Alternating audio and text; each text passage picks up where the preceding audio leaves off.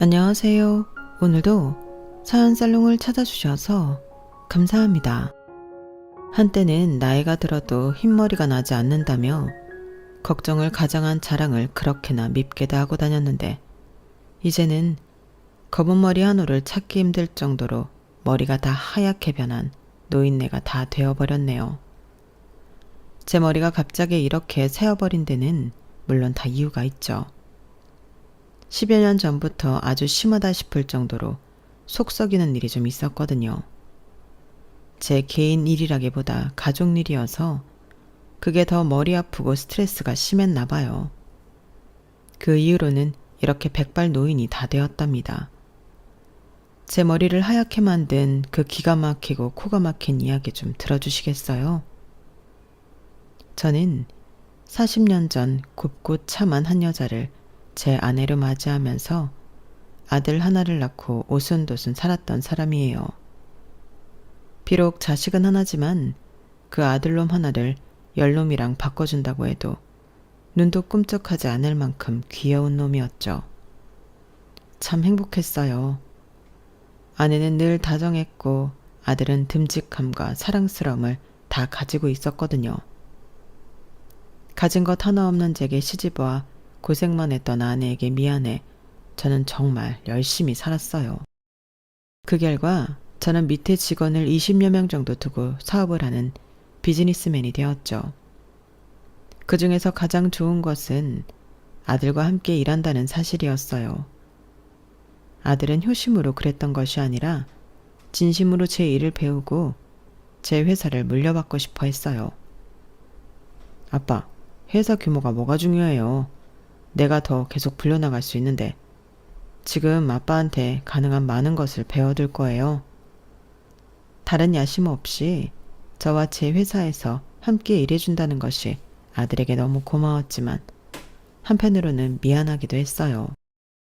아빠 사업을 물려받아야 한다는 강박을 주고 싶지는 않구나. 네가 혹시라도 다른 하고 싶은 일이 있다면 엄마랑 아빠는 네 길을 응원할 거야. 네가 외동이라 이 사업을 이어나가야 한다는 부담을 꼭 느끼진 않았으면 좋겠다. 진심으로 아빠의 일에 대해 더 공부하고 싶고 더 알아가고 싶어요. 오히려 이렇게까지 회사의 토대를 만들어주신 아빠께 너무 감사한걸요.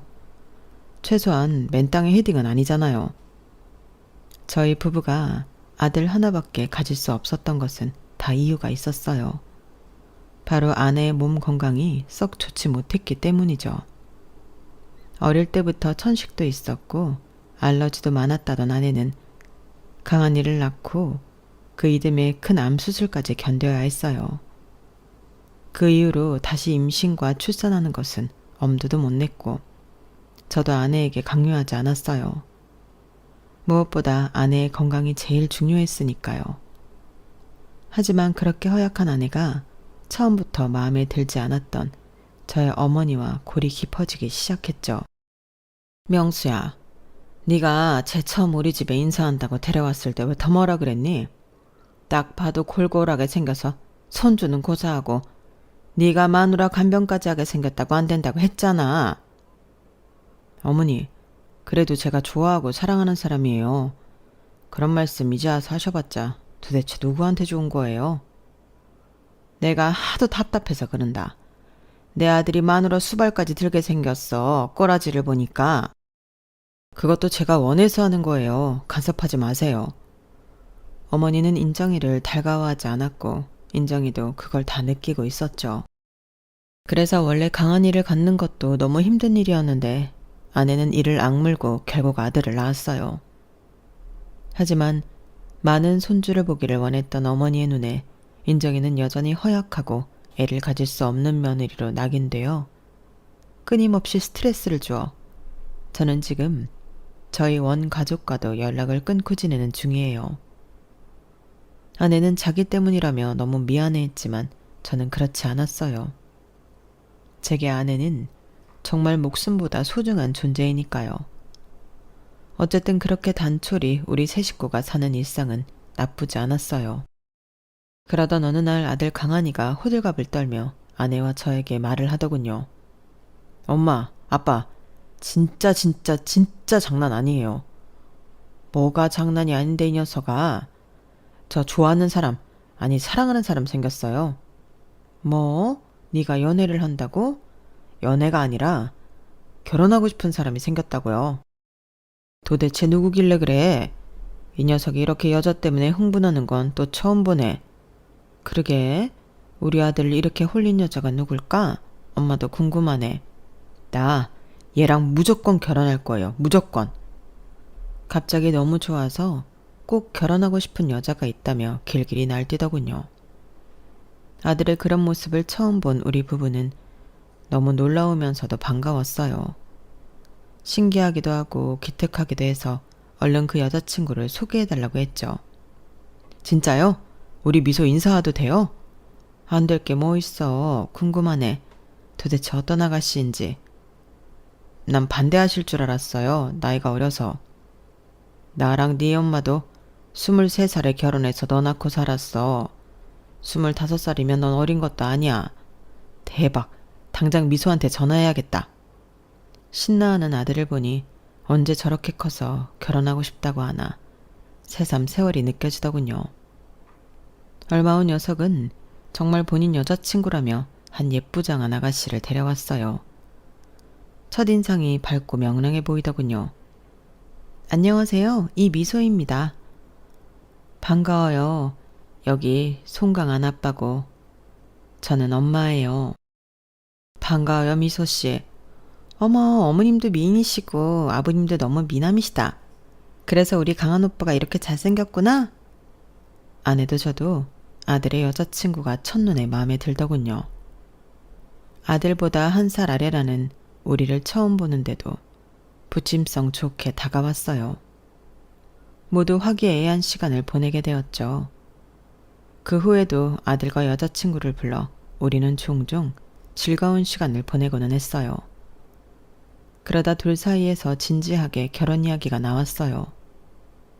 우리도 둘 나이는 어리지만 서로에게 정말 마음이 있다고 생각하고 결혼을 해도 좋겠다 싶었죠. 다만 하나 걸리는 문제가 있기는 했어요. 미소는 당시 미국에서 학교를 다니고 있는 대학생이었어요. 그러다 잠깐 한국에 나왔다가 강한이를 만나게 된 것이었고 둘이 좋아 죽겠다며 미국으로 다시 돌아가는 것을 포기한 거죠. 저와 아내는 내심 걱정이 되었어요. 미소야, 강한이 옆에 있는 것도 좋지만 너의 학업을 끝내고 같이 있어도 늦지 않아. 지금은 강한이밖에 안 보이겠지만 나중에 시간이 지나면 후회할지도 몰라. 너희 결혼을 반대하는 것은 아니야.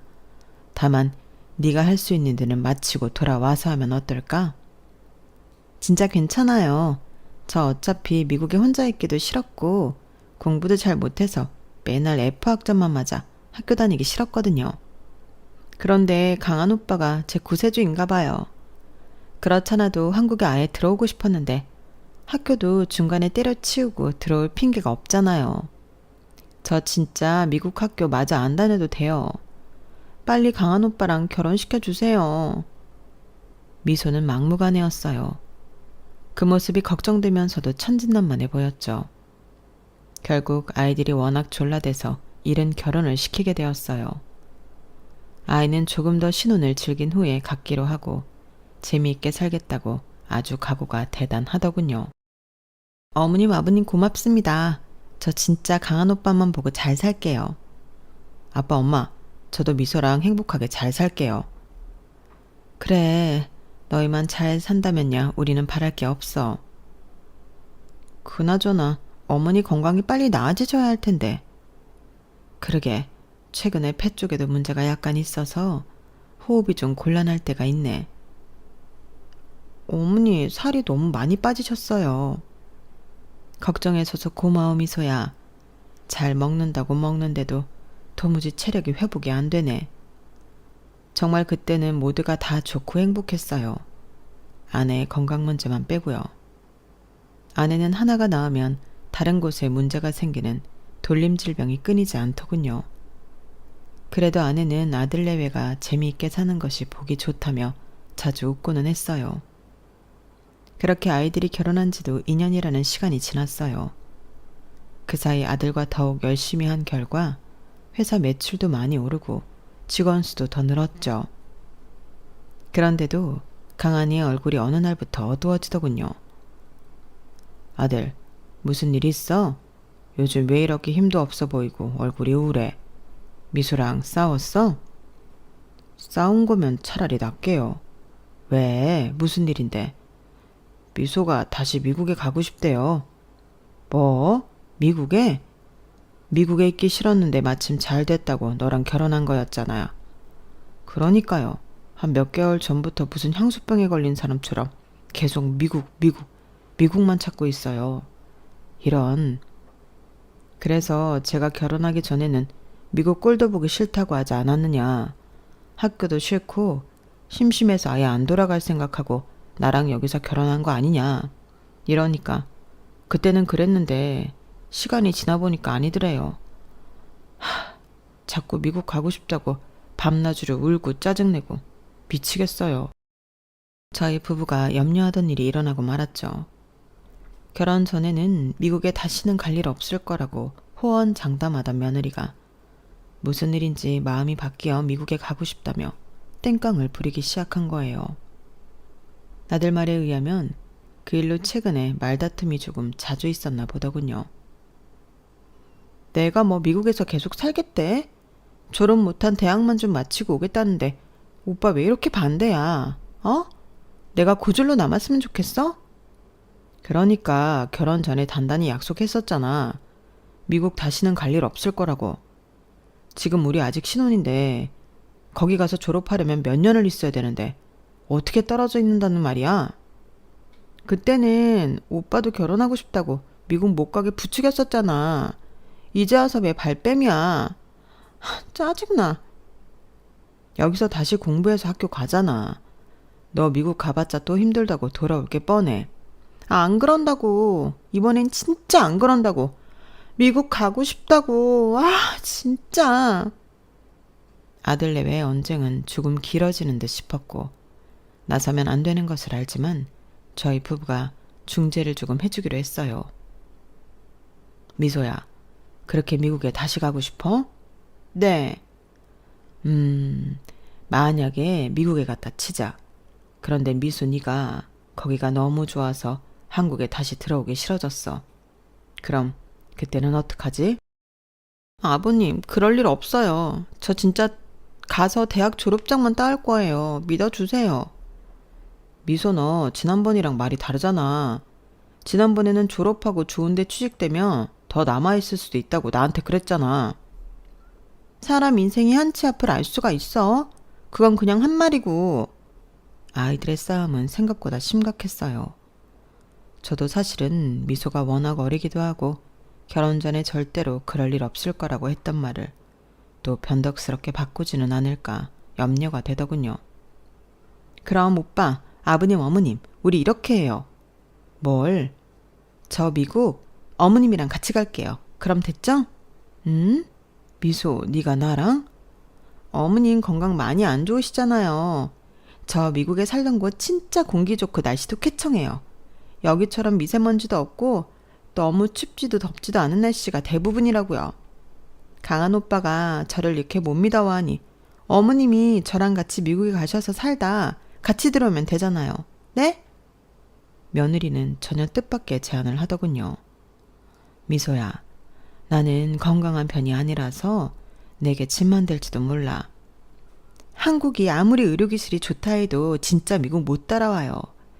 제가 살던 곳이 메디컬 타운으로 유명하기도 하고요. 아니, 다른 것 다 배제하고도 그냥 먼지 없고 날씨 좋은 데서 계시기만 해도 아마 몸이 많이 좋아지실 거예요. 안 그래요? 어차피 어머님이 여기서 뭐 직장 다니시는 것도 아닌데 장기 휴가 간다 생각하시고 저랑 같이 미국 가서 살아요. 그냥 미국 집에서 저 밥만 챙겨주세요. 그리고 어머니는 한인타운 가셔서 친구 만나셔도 되고 골프 치셔도 되고 하루 종일 해변에서 일광욕 하셔도 되고 지금처럼 맨날 집에 계시니까 더 아픈 거예요. 우리 엄마는 영어도 잘 못하는데? 걱정하지 마. 그런 불편함도 느끼지 못하시게 해드릴 테니까. 전세가 완전히 역전된 느낌이었죠. 며느리는 오히려 먼 타국에서 본인이 아내를 책임질 수 있다는 생각에 고개가 빳빳해지는 것 같더군요. 공기 좋은 곳에 가 있는 것도 나쁘지 않긴 하지. 저 졸업하는데 3년, 아니 2년이면 돼요. 저는 졸업하고 어머니는 건강해져서 돌아온다니까요. 아버님. 며느리가 아내의 건강을 잡고 이야기를 시작하자 저와 아들 모두 눈빛이 흔들리기 시작하더군요. 당신 생각은 어때?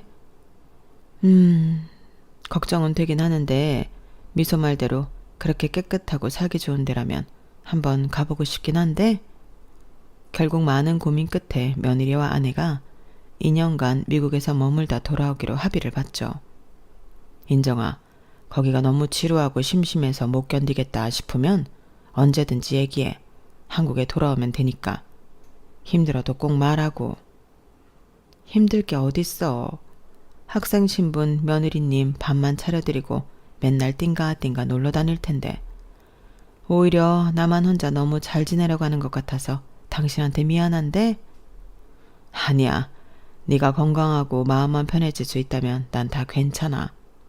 그동안 난 강한이랑 회사 더 열심히 키워볼게. 고마워, 강한 아빠. 그렇게 저와 아들은 각각 자신들의 부인을 미국으로 보내게 되었죠. 며느리는 몇 달 후에 다시 다니던 학교 복학 신청을 했고 아내도 어느 정도 그곳 생활에 적응한 듯 보였어요.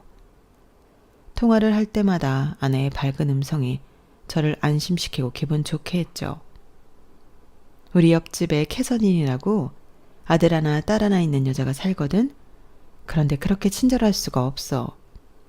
자기가 여행 다녀본 아시아 국가 중에 코리아가 제일 기억에 남고 좋았다면서 음식도 너무 맛있어서 매일 인터넷으로 한식 레시피를 찾아본대. 나한테도 가르쳐달라고 조리는 거 있지?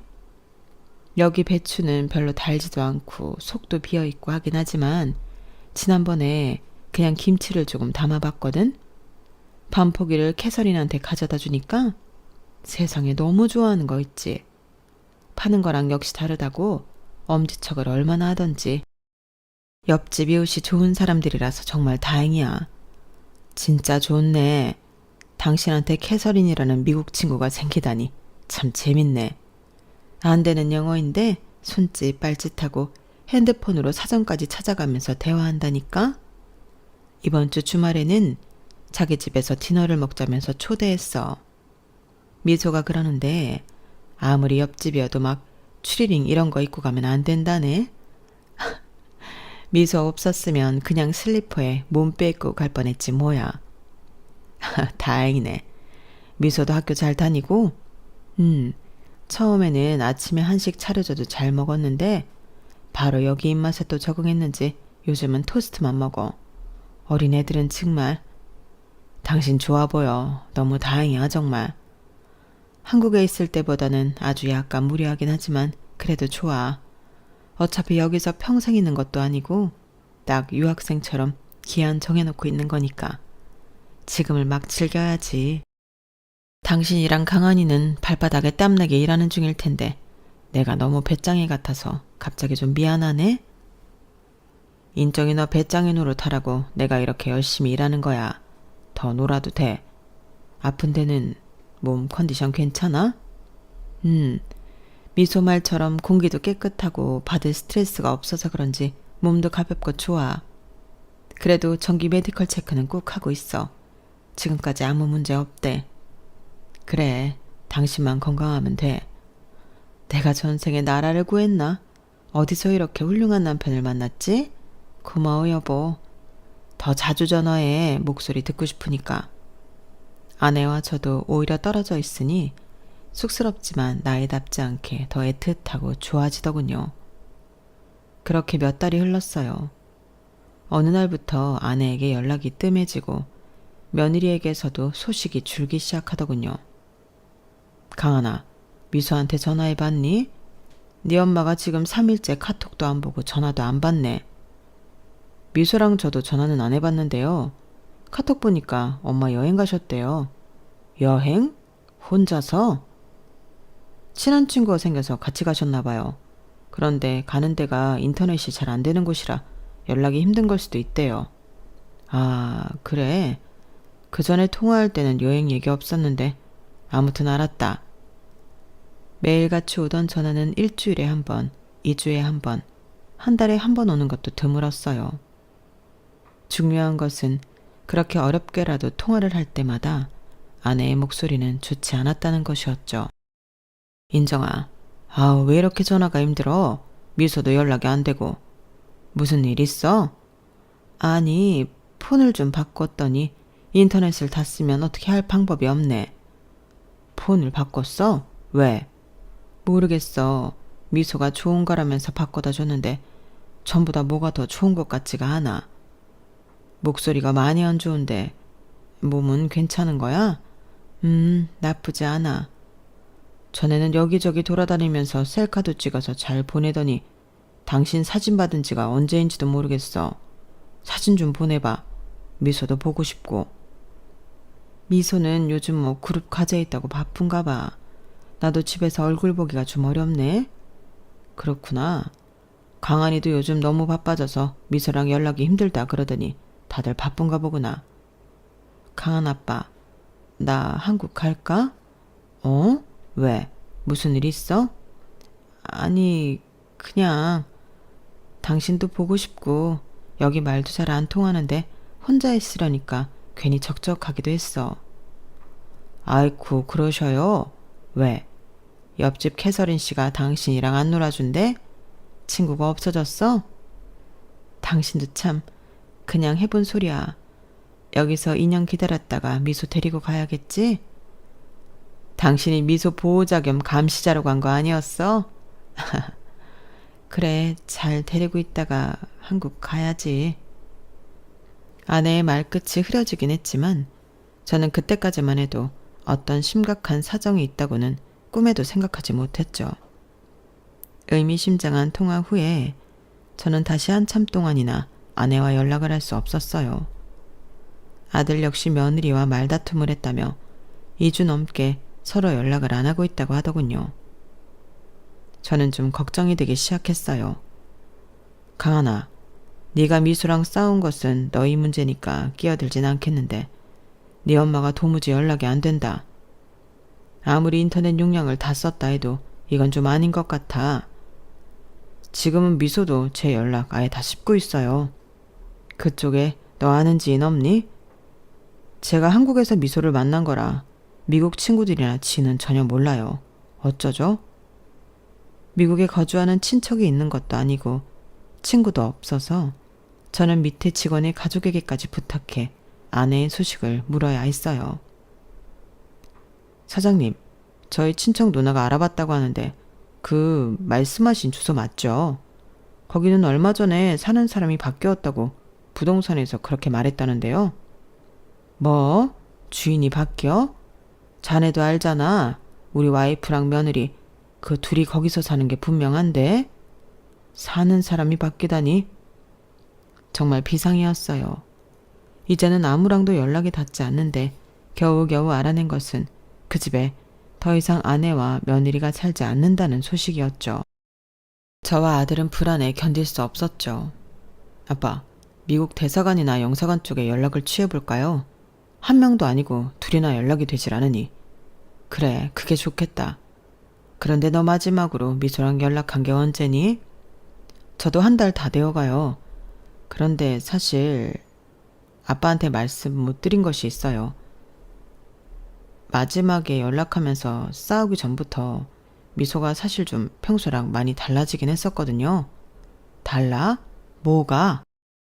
뭐랄까 쌀쌀맞기도 하고 바쁘다면서 연락도 피하는 것 같기도 하고 설마 우리 엄마가 거기 같이 가 있는데 다른 나쁜 생각할까 싶어 저 나름대로 어떻게 해보려고 노력했는데 이렇게 된 거예요. 네 말대로 미소가 다른 나쁜 생각이 있다면 네 어머니를 한국으로 돌려보내든지 했을 거 아니야. 왜 네 엄마까지 이렇게 연락이 안 되는지 모르겠구나. 저와 아들은 직접 미국 대사관과 영사관에 찾아가 보기로 마음을 먹었어요. 그때였어요. 소리가 나 밖으로 나가보니 아내가 초라한 몰골로 떨면서 서 있더군요. 인정아, 엄마! 아내는 말없이 한참을 울기만 했어요. 살은 전보다 더 빠져서 누가 봐도 환자처럼 보일 정도였어요. 진정을 하고 이야기를 시작한 아내의 말을 저희는 도무지 믿을 수가 없었어요. 그리고 아내에게 그런 일이 생기게 한 저를 용서할 수가 없었어요. 가서 정말 한동안은 너무 잘 지냈어. 미소도 학교 끝나면 집에 와서 나랑 마트도 가고 맛있는 것도 먹으러 다니고 해변가도 놀러 가고 우리는 진짜 친모녀처럼 잘 지냈어. 그런데 언제부터인가 미소가 내게 좋지 않은 모습을 보이기 시작했어.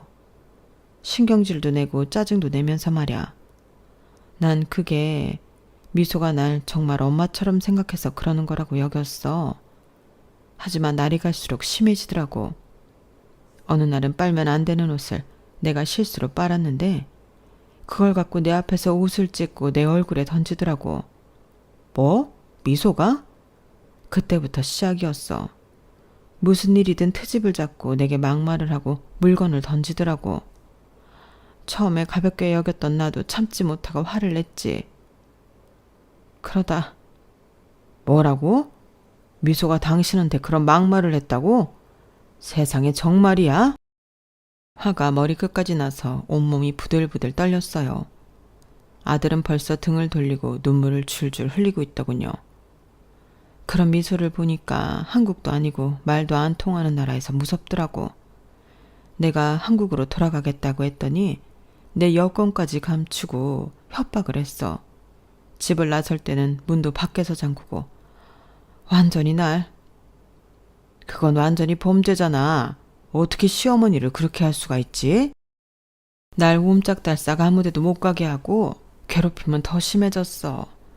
모든 스트레스를 나에게 푸는 것 같았어. 정말 어렵게 도망쳐 나왔어. 저는 아내의 말이 전부 사실이라면 당장 경찰에 가서 신고부터 할 작정이었죠. 하지만 며느리 당사자한테 먼저 물어보고 싶었어요. 왜 그랬는지. 시어머니의 건강을 찾아 함께 한국에 오겠다고 했으면서 왜 그렇게 폭언과 폭력으로 먼 나라에서 한 사람을 고통스럽게 만들었는지. 저와 아들은 며느리에게 번갈아 전화했지만 무응답만이 저희를 기다리고 있었어요.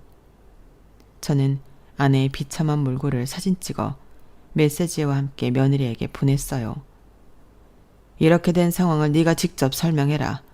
그렇지 않으면 지금 당장 경찰서에 가서 네가 한 짓을 다 밝히겠다.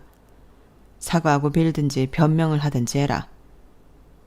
얼마 후 며느리에게 메시지 한 통이 띡 오더군요. 한국 어떻게 가셨대요? 벽화는 어떻게 찾았지? 저는 또 어디 길바닥에서 헤매다가 돌아가신 줄 알고 한참 마음 졸였잖아요. 그래도 다행히 한국 집까지 찾아가셨네요. 그럼 됐죠 뭐. 사과를 하라고 하시니 뭐 학교 공부 때문도 그렇고 새로 사귄 남친이 자꾸 짜증나게 구는 것도 그렇고 해서 어머니한테 좀 화풀이 했어요. 영어도 한마디 못해서 매번 제가 옆에 붙어 있어야 하는 것도 물론 개짜증 났었고요.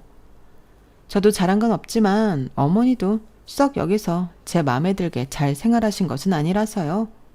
그런 이유로 경찰서 가시게요? 가보세요. 그런데 아시죠?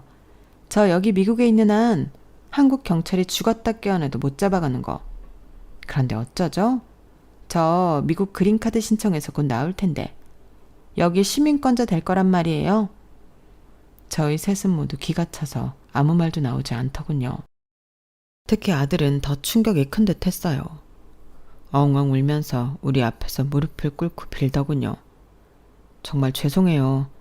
저 때문에 엄마가 이런 일을 당하고 정말 죄송해요. 제가 사람을 잘못 봐서 제가 죽을 죄를 지었어요. 우리 세 식구는 그날 모두 얼싸안고 한참을 울었어요. 며느리를 처벌하는 것보다 더 큰 문제가 있었어요. 바로 아들과의 이혼이었죠.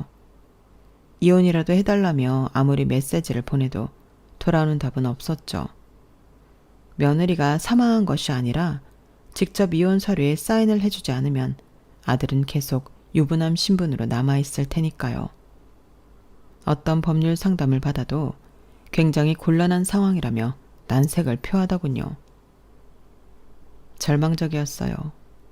차라리 혼인신고를 안 했다면 며느리를 처벌할 일에만 집중했으면 됐는데 아들의 이혼까지 걸려있다 보니 골치를 2배로 썩게 된 거죠. 며느리에게 이가 다 갈리더군요. 그렇게 10년이란 세월이 훌쩍 가버렸어요. 아들은 여전히 유부남으로 되어 있었고 사랑하는 여자를 다시 만나게 되었지만 법적으로 부부가 될 수 없었죠. 사실 아예 전 며느리를 못 봤던 것은 아니에요. 답답한 마음에 아들이 직접 미국에 찾아가 만나기까지 한 적이 있죠. 여기 도장만 찍어. 그럼 끝이야. 도대체 왜 이렇게까지 나랑 우리 가족을 괴롭히는 거야? 그거 도장 찍어주면 뭐 인터폴에 신고라도 하게? 나도 뭐 보험 하나는 들고 있어야 할 거 아냐. 나는 어차피 이제 그린카드 나와서 한국 법적 혼인신고 이딴 거 필요 없긴 하지만 이혼하는 순간 오빠가 나한테 어떻게 할지 누가 알고. 너 이렇게 악마 같은 년이었냐? 내가 하기는 뭐래. 너는 이렇게 새 남자 만나서 잘 살면서 나는 네가 도장 하나 안 찍어줘서 평생 이렇게 살게 생겼는데 도대체 내가 너한테 뭘 얼마나 잘못했길래 이렇게까지 하는 건데, 어? 그냥 여기 도장 찍고 오빠랑 이혼해서 오빠가 딴 년이랑 만나서 잘 사는 꼴이 보기 싫거든. 뭐? 너 진짜 내 손에 죽어볼래?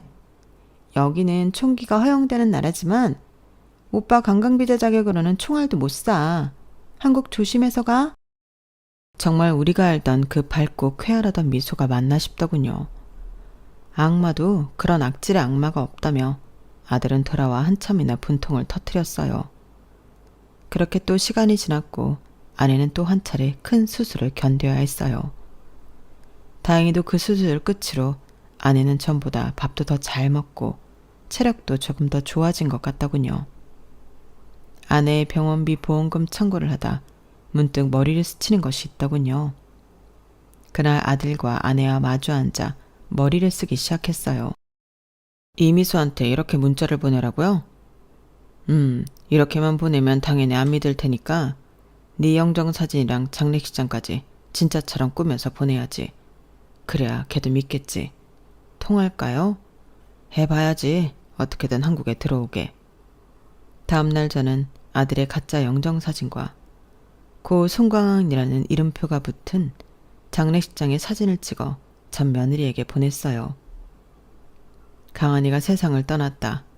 강한이에게 사과라고 해달라는 말 하지 않겠다. 다만 네가 강한이와 아직 법적 부부로 남아있기 때문에 마지막 도리로 꼭 해줘야 할 일이 있다. 강한이 앞으로 사망보험금 13억이 들어있는데 법적 부인인 네 앞으로 되어있고 너만이 이 돈을 수령할 수 있다. 나와 강한이 엄마는 어차피 아들까지 잃은 마당에 돈이라도 받아야겠다는 생각이다.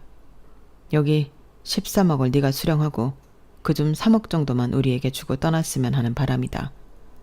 그 정도는 너도 해줄 수 있을 거라고 생각한다. 네가 와서 이 보험금을 수령하지 않으면 우리도 요구할 돈은 없지만 너도 그냥 10억 넘는 돈이 사라지는 거라는 사실을 인지하고 있길 바란다. 이제 아들까지 갔으니 우리는 너를 원망할 힘도 남아있지 않다. 저는 가짜로 조작한 사망보험금 문서를 함께 보냈고 역시나 예상한 대로 영악한 전 며느리에게 그 어느 때보다 빨리 답장이 오더군요. 왜 강한 오빠 사망보험금 법적 수령인이 저로 되어 있죠? 살아있을 때 부모님으로 돌릴 수도 있었을 텐데요. 강한이는 아마 너를 정말 사랑하지 않았나 싶다. 이런 걸로 죽은 아들을 원망하고 싶지는 않다. 어쨌든 우리는 너에게 사실만 알릴 뿐. 우리는 혹시나 전 며느리가 속지 않을까 노심초사했어요. 하지만 며칠 뒤 한국에 잠시 귀국하겠다는 답변을 받았고 저희는 그간 알아놓은 모든 법적 지식과 인맥을 동원해 전 며느리를 한국에서 최대한 처벌받게 할 계획을 짜고 있었죠. 준비는 다 되었고 우리는 모두 그녀를 기다리고 있었어요. 우리 집에 오는 것도 싫다고 하길래 밖에 카페에서 저와 단 둘이 만나게 되었어요. 오랜만이네요. 우리가 그렇게 반갑게 인사할 사이는 아니지 않나? 시간이 얼마나 흘렀는데 아직도 저한테 그러세요. 예전 미국에서 어머님 일이 아직도 마음에 남아있는 거예요? 그 일은 이미 과거 일이고 나는 얼마 전 아들을 잃은 애비야. 전 며느리랑 이렇게 마주 앉아서 아들의 사망보험금 얘기를 하고 있다는 것이 너무 수치스럽지만 또 어쩔 수도 없구나. 우리도 좀 살아야 해서. 그쵸. 산 사람은 살아야 하죠. 어쩌다 이런 일이 있대요. 이게 다 무슨 일이에요? 그렇게 건강한 오빠가 갑자기 죽다뇨. 지병이 있었나요? 전 며느리는 뻔뻔하게 손수건까지 눈가에 가져다 대며 우는 척을 하더군요. 그런 것까지는 내가 말하고 싶지 않구나. 까칠하시기는. 제가 엄연한 오빠의 법적 부인인데 알 건 좀 알아야죠. 아무렇지 않은 얼굴로 저런 말을 하는 전 며느리가 정말 역겹더군요. 어쨌든 난 그 보험금에서 3억만 떼어주면 된다. 그래요. 이런 꽁돈이 있다는 정보까지 10년 만에 연락해서 알려주셨는데 그 3억은 제가 꼭 드려야죠. 그걸로 어머님이랑 아버님이랑 꼭 행복하게 사세요. 아셨죠? 저는 너무 화가 나서 다리가 후들후들 떨리고 주먹에 힘이 들어가더군요. 그런데 너 강한이 엄마한테 정말 사과해야 하지 않겠니? 사과요? 무슨 사과요? 미국에서? 진짜 네가 그래도 한때 강한이 와이프로 우리 며느리로 살았던 적이 있는데 진심으로 내 아내한테 사과는 했으면 한다. 아버님, 제가 이런 말을 안 하려고 했는데 아버님은 거기 말만 들어서 저를 지금 완전 가해자로 보시는 거라고요. 제가 어머님이랑 미국 가서 살면서 얼마나 힘들었는지 아세요? 말도 안 통해서 마트 가서 물건도 하나 못 사. 나도 공부하느라 바빠 죽겠는데 여기 불편해 저기 불편해 하면서 병원은 또 왜 그렇게 찾아대는지. 그리고 제 밥을 해주러 미국에 따라온 거면 제가 원하는 밥을 해주지 자꾸 무슨 건강한 거 먹어야 된다 어쩐다. 잔소리는 아유. 진짜 제가 탈모가 올 정도로 스트레스를 받았다고요. 강한이 엄마와 함께 미국 가서 살다 오겠다고 한 건 너였어? 그래요, 저였죠. 그런데 그렇게 사람을 힘들게 할 줄 제가 알았냐고요. 너란 사람은 도대체 변덕이 얼마나 죽을 듯이 하는 거니? 변덕이 아니라 생각이 바뀐 거라고 해주세요. 뭐? 생각이 바뀌어?